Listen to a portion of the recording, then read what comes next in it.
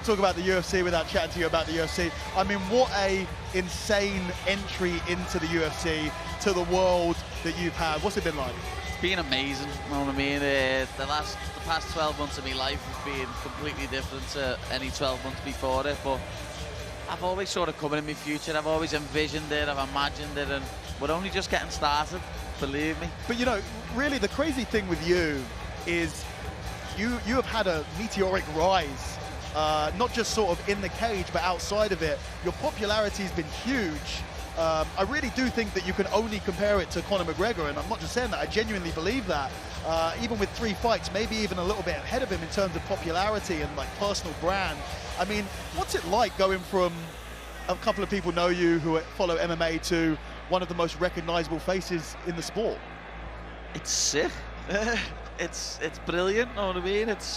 I love it when people come over and ask me for photos and stuff, lad. It's great.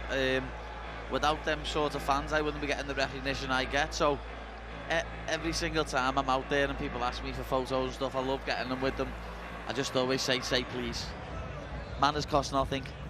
Well, I was getting slightly concerned that you popped to the toilet before we came on air, and I was thinking, I mean, usually, you know, the 100 meters to the toilet isn't going to take too long, but you're having to fight your way through photos and fans the entire way. So I was panicking for a second there. Was getting hunted down on the way back. I was trying to slither my way through nice and slowly. I was just getting headlocked. Picture. I can't exactly say to people here as well, what's the magic word? Because there's a language barrier. Yeah. Well, that's it. You've got to start getting bilingual or multilingual and knowing how to ask for the magic word. I wish I could learn another language, but I'm too lazy. I have to train too much. Exactly, that's it. Not too lazy, too busy. Yeah. Too busy honing those skills. And I mean, when are we going to see you? Can you talk about when we might see you back in the cage? I'm planning on fighting December 10th. Okay. Cage Warriors. It'd be a while. Wishful thinking. Be a while before you see me on Cage Warriors. But yeah, huge exclusive there. Yeah.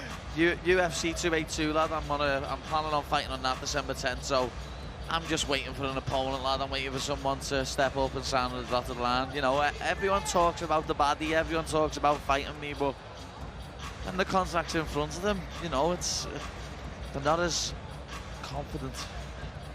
I mean, you've got to think that it is, you know, you are a great name to go against. You know, it's similar to that Conor McGregor factor when he was starting to get super popular, which is people are going to, do you feel like there's pressure that, you know, you're saying that maybe some people are ducking you or they're talking a lot but not actually signing on the dotted line. Do you feel like there's some people gunning you because you've got this huge popularity? Definitely. I don't even think there's anyone ducking me. I don't think anyone would duck me because I don't look very scary, you know what I mean? My style, everyone looks at it and thinks, oh, I'll beat him. So I don't think anyone would duck me, like, because I've got the recognition, as you say, the following that they haven't got. So everyone's going to try and beat me and steal the hype, but no one's going to do it.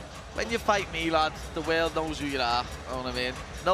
Nobody knew who Jordan Levitt was. Yeah. And then I fought him and everyone knew who he was, yeah. You know what I mean? That's the difference. I've seen a lot of, someone asked me before about Terence McKinney, someone in the crowd, and I was like, I don't mention anybody's name. People talk about me. I'm the star of the show. I don't need to talk about anybody. I mean, like, talking about sort of the stardom that you've had, a question just that I'm interested in knowing the answer to is, has the stuff, the popularity, the stardom outside of the cage affected training or anything like that? No, it hasn't, to be honest. Because you've been busy. You're doing a lot of media. You're doing a lot of podcasts. You're all over the place. When I'm, to be honest, the first time I went to the States, it was like a holiday. But the last time I went to the States, it was a business trip. You know what I mean? It wasn't a holiday where I just got to chill out and relax. It was a business trip. I was there training, doing meetings, had to see people. But I love it like this, lad. I'm a social butterfly, lad. I hate sitting in the house on my own. I like being somewhere, chilling with someone, talking to someone. So I just love being around other people, and it's just great. As I say, my life's completely changed, but it's changed for the better, and I wouldn't change anything for the world. Absolutely. Well, it's great to see, Paddy.